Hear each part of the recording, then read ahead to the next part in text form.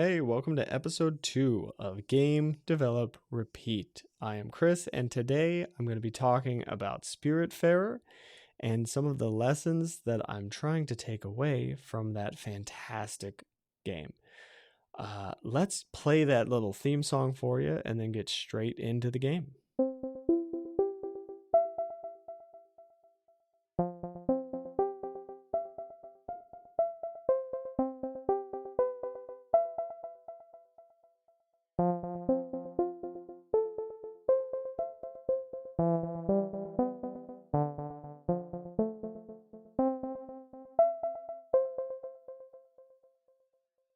Spiritfarer is a game about characters. It is all about all of these individual characters' journeys, and you, as the Spiritfarer, are going around, you're learning about them, and you're learning about your own character in the process.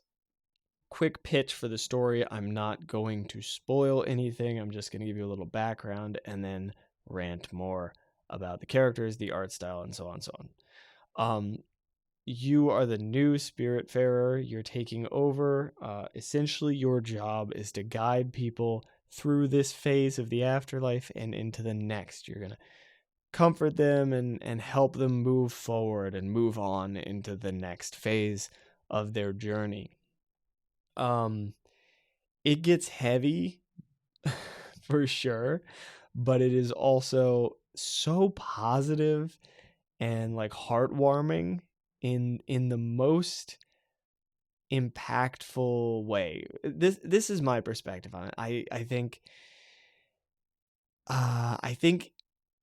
that if you give this game a chance and give it your full focus and like play it in the right mindset, you're gonna get a lot out of it in terms of a really deep, heartfelt, emotional journey with a bunch of different characters who you can relate to and who other people in your life who will remind you of other people in your life.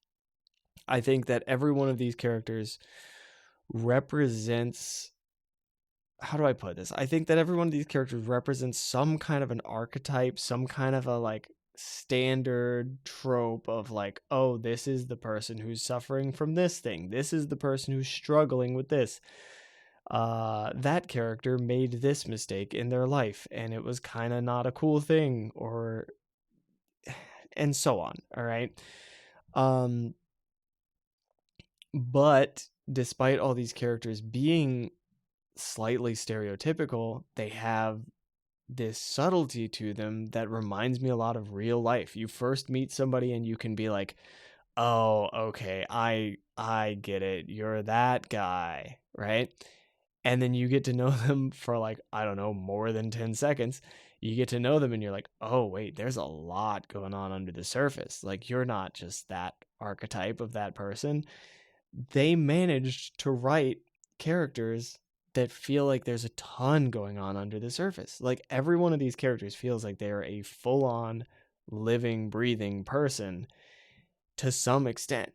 And I think that that is missing from a lot of video games, but we can get into that some other time. I'm so impressed by the extent to which these characters felt real to me, which is especially amazing considering that they are all anthropomorphized. I have so much trouble with that word. They are all, animals, like human animal hybrid thing. You know how that is. That's not really my art style, and it's all very cartoony too. Like it's like cute, cheerful. It kind of looks like a kid's game. It's totally not a kid's game. I'm not saying that it's like insanely dark and scary, but like it goes in there, it like it tugs at the heart quite a bit. Um yeah, so it's not actually that the storyline itself is like intense. It's all about the characters. Like the storyline itself is fine. It's a good storyline, sure. But what you get invested in is not like, ooh, what's the next twist or turn, or what's this, or what, what interesting thing is going to happen. What you're invested in is like, what is going to happen to this character? It makes you curious about what the internal state of each character is. These writers like just jumped in and were like, you know what? Let's really dig in there and make you feel some empathy. You remember the movie Castaway? You know the scene. Okay, I am spoiling Castaway. You know the scene where he loses Wilson, and you're just like, oh my god, I can't. I'm, I am broken because he lost Wilson. I am torn to shreds. I will never recover from seeing this man lose Wilson. It's kind of like that to me, because like most of the time I play a video game and the characters, I'm just like, all right, whatever, man. Oh no, the character that I just met 10 seconds ago died, but my main character is so invested in them because they were dating. Like, I feel like that's in so many anime and so many games where it's like you're supposed to be invested in this character because you're playing the main character and the main character cares, so why don't you? Because I just met them 10 seconds ago, and I'm a human who has yet to learn anything about this pixel on a screen, so it's not real to me yet. It barely even has a name. Watching this other pixel cry about it is not going to make me feel bad about it. Anyway, Spiritfarer gets gets through all that jadedness that I just described to you and is like, no, you're going to get to know these characters, and it is and everything about them, you are going to empathize so heavily. You are going to be like, oh my god, bro, I'm so broy today. I be like, oh my god, I can't believe what you're going through. I'm so anything I can do to support you, man. Let me know. I just want to help. You're going to feel that way about these little cartoon animals on your screen. And you know what? That's fantastic. That's so good, dude. I'm so proud of the writers and the artists involved. Oh man, the art really pulls it off. Like I don't know enough about visual art, but they did something right, cuz it just tugs right at my heartstrings. I don't know what they did. They're brilliant. Some of the animation, oh, you know what? The animation is killer. There's this thing I this doesn't I don't think this is a spoiler. You know what? I'm not even going to say it. There's a thing that happens at some point with every single character, and it pulls at my heartstrings so hard. It's amazing. All right, the animation, marvelous. Just all these pieces really tie together really well. I hadn't even thought about the animation before, but they killed it.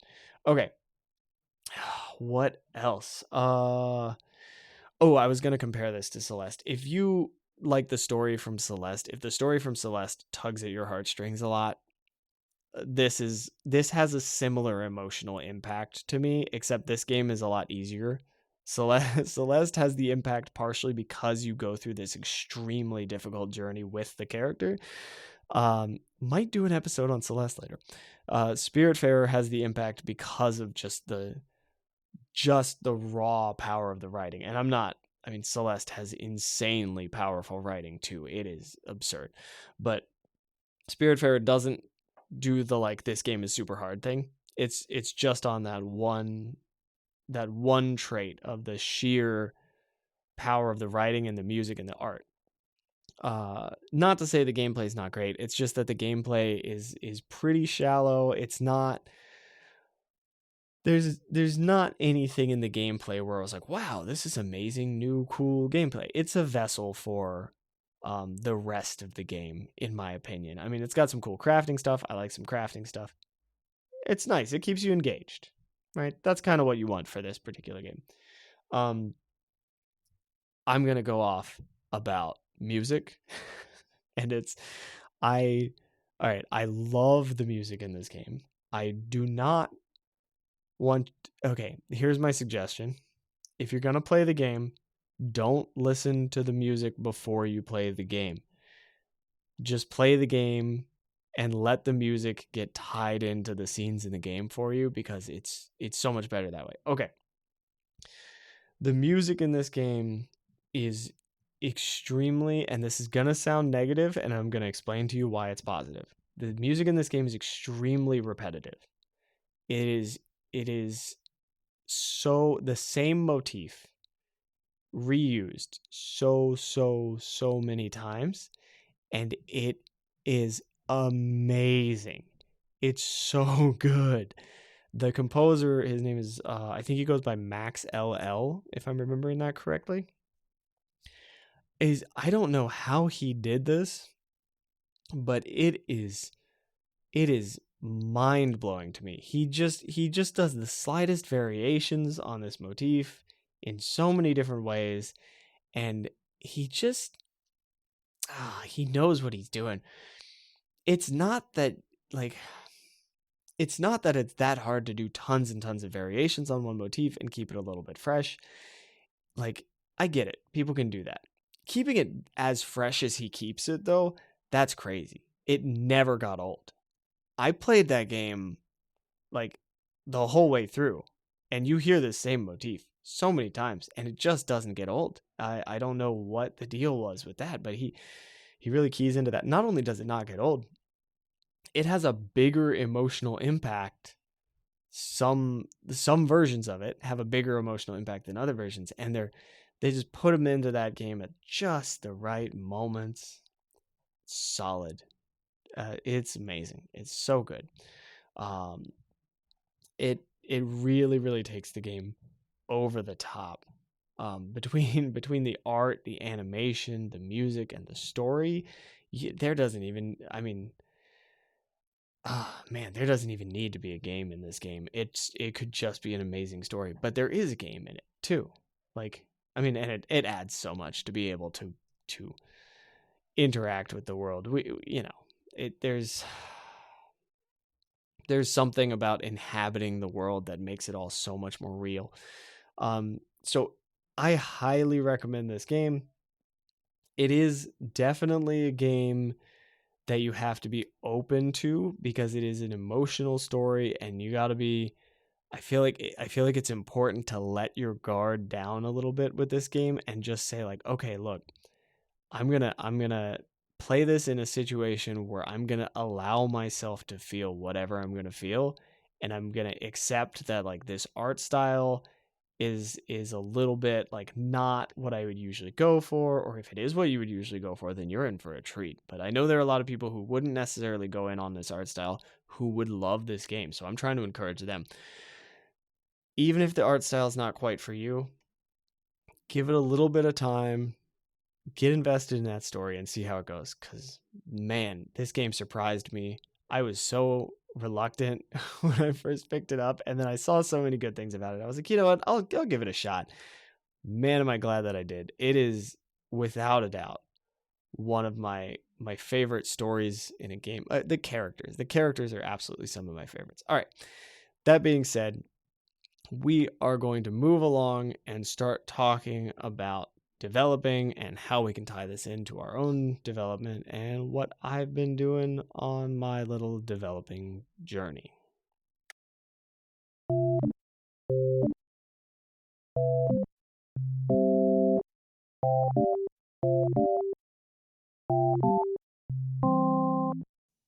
The difficult question is, what can I take from Spiritfarer and use in my own development, in my own projects? I think the obvious answer is have strong characters. But what does that mean? Like, how do I do that? What is the angle that I want to take to have strong characters? Like, you can just tell anybody, oh, make sure you write strong characters. It's so I could over explain characters in attempting to make them strong. I think one of the big takeaways is to leave room for interpretation on characters. I think that's something that I definitely um, take away from Spiritfarer, is leave some space for the player to be curious and don't answer all the questions. The other big question, actually, that I have is, how much character do I want in my projects? I feel like at this phase, of my personal programming development, of my game developing development. I think at this phase, I don't actually want to focus that much on characters. I think the most that I want to do right now is make sure that I have once I put in some art assets, make sure that I have some kind of a feeling of what that character is based on the art asset. So how do I explain this more clearly? I want there to be an impression of the journey that the character is on or the thing that they are struggling with from just the art asset. In and at this phase, my art skills are subpar. So for me, that might just look like, oh, that character looks like a little slouchy. He must be working through some stuff, right? Or like, oh, that character is, I don't know, is this particular object. That might be a metaphor for this. Like, I feel like I want to start iterating on this idea of how can the visuals of a character indicate what they are going through, because we have the, I mean, as game developers, we have the power to be like, oh yeah, no, this character because this character is in a bad mood, he is made out of fire, right? Like we can just do weird stuff like that, and it's fine because it's in a game. We can just kind of go buck wild with it. um so I think starting to tune into that a little bit and starting to just kind of experiment with it is the current phase. I want to be like, oh, let's do this elaborate thing for character development. Like, let's lean really hard on this particular trait or make it so that the entire environment is focused on making it seem like the character is struggling against this particular thing. And like there's so many indie games that are like really strong metaphors for depression through like story, game mechanics, and environment and character design and everything, and like that's really cool. That is not the phase that I'm at, but it's really cool. So I think this early on, it's just something that I want to start kind of poking my nose into a little bit and being like, what happens to the feeling of this if the character looks this way? So I guess I'm talking about character design. How did I get around to character design from talking like visual character design from talking about Spiritfarer? I think it's because their art has such a big impact on how you perceive all the characters. So, and it's also like the easiest thing to manipulate without writing dialogue. I don't think right now writing dialogue is like a priority for me, which is weird for me to say because I'm very picky about some dialogue things in games, and I think that's a later problem. At this moment my focus is elsewhere. uh yeah, I guess the big takeaway from this little analysis of Spiritfarer is I would like to experiment with visual design of characters in order to see what emotional impact small changes to visual design has. And that can be color palette, that can be size of character, even that can be um things like like little tiny things like placement of eyes and like shape of character, like a round character versus like a jagged character.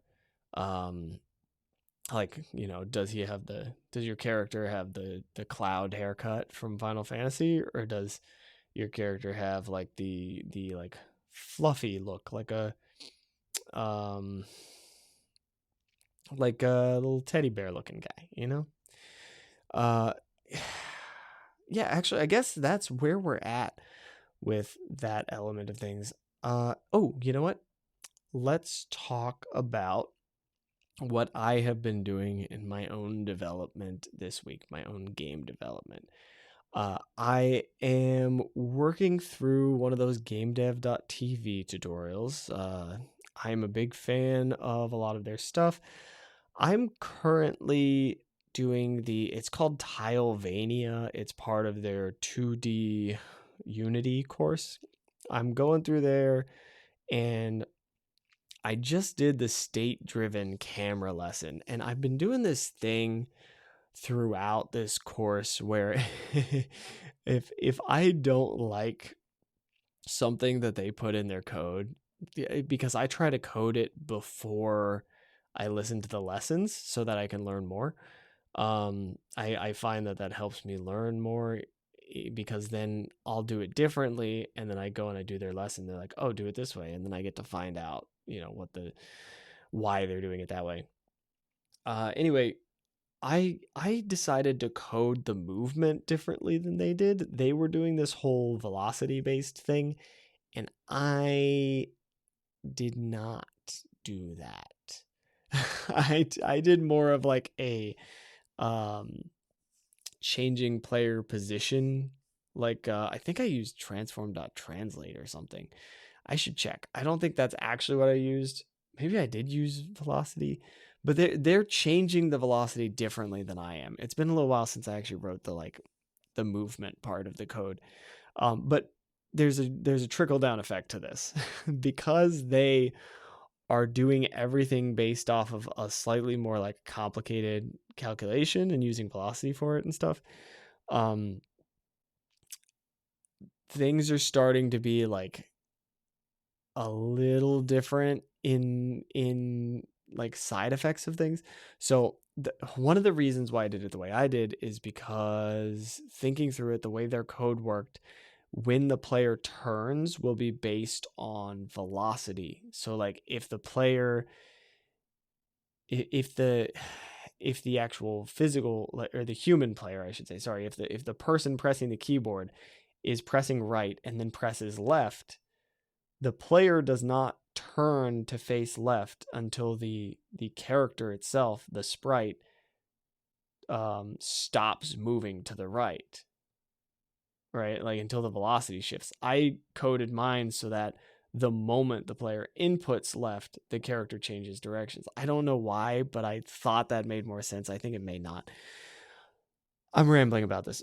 The point is, I've started making these small changes to things, and now it's reached this point where they're like, "Oh, they're like, remove or what was it? Add friction to the characters. So like, you use a physics material to add some friction to the character, and or wait, no, it was turn off friction to try to prevent the character from getting stuck on the wall. And they put the friction to 0.0. I had to put the friction to 0.1, which is fine. But I'm curious why that was so different. Like they were able to use 0.0. If I use 0.0, the character just slides everywhere. Just slides like crazy. If I use 0.1, then on the ground it acts normal, and on the walls it acts as I want it to. But I'm wondering if that's because of the changes I did to the movement code earlier on. And I didn't explain which changes I'm worried about because I don't remember my code super cleanly, but I know it had to do with velocity versus move speed. And I'm gonna have to, I'm gonna have to dig into that code more later. So this is the kind of thing where it's like the tiniest bit frustrating to look at and be like, did I cause this to behave differently, or am I just missing something? But at the same time, I actively want experiences like this, because experiences like this help me get a deeper understanding of how the engine works. And although every once in a while they can get a little bit confusing, I think in the long run, it's going to pay off. I would much rather have some little weird thing like this happen during a tutorial where I can kind of push through and finish out the project and then kind of go back and assess what went wrong, than if it was during a pretty major project and then I'm constructing all this other stuff on top of some major flaw, find out about it later, and have to rewrite almost everything. So I'm happy to have the challenge right now, or the little confusing bits, so that I can keep an eye out for them down the line. And this is the perfect moment to transition into the little self-learning trick that has been helping me out this week.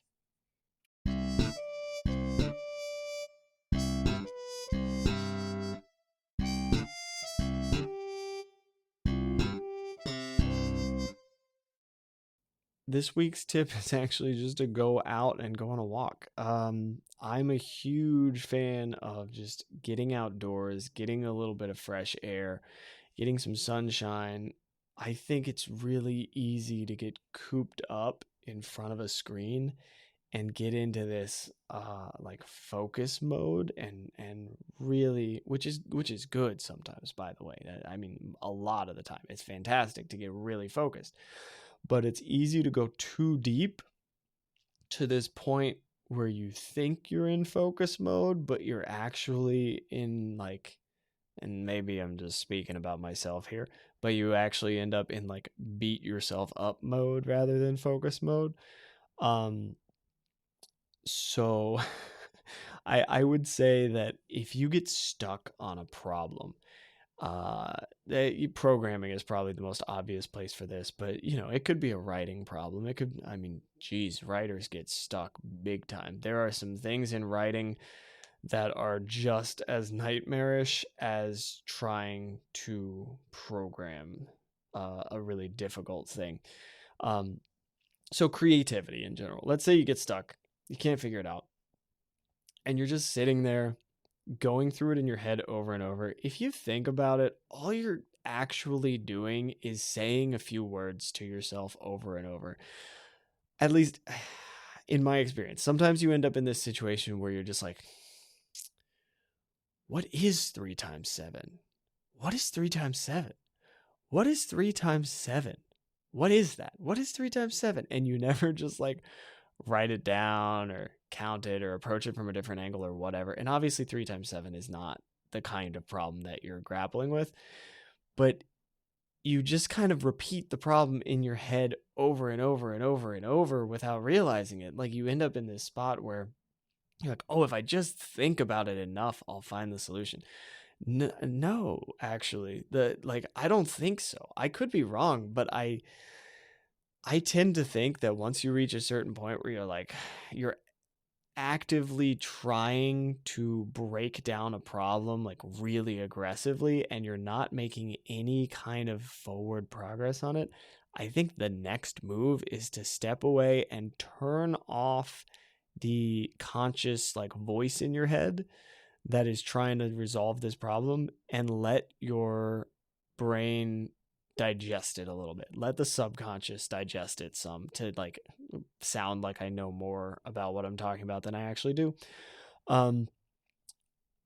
Because yeah, my thought process on that is get out of your own way.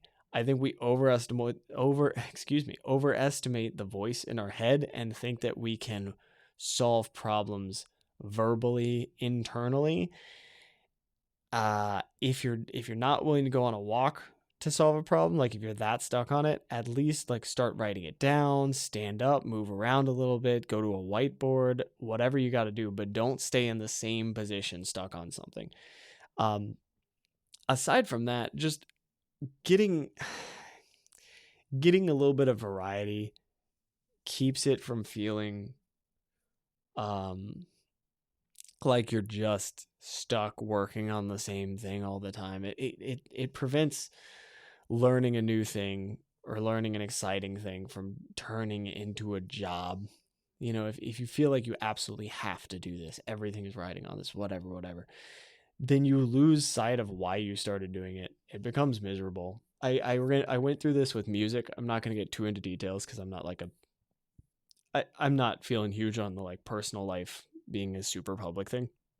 Not totally my style, but I did go through a certain level of like forcing myself to do a thing that I loved doing so much that I stopped enjoying doing it. And I I have a very strong suspicion that a lot of game developers are doing or have done that thing. And sometimes Sometimes it's better to just go for a walk, come back around, and be like, do I want to work on this right now? Maybe it can wait until tomorrow. Because the long-term health of your developing journey, this is what I tell myself. I'm pretending like I know enough to teach you something. This is just what I tell myself. The long-term health of your game development journey is more important than your day-to-day productivity. And what you accomplish this year is way more important than what you accomplish this week or even this month. All right, that is everything that I've got for you this week. Thank you for tuning into the show. I'm going to start that outro music for you in a second here. And I hope you have a great week and get some stuff made, or just chill out. That's fine too. All right, have a good week. Have fun making stuff. Have fun in general. And I will see you next time.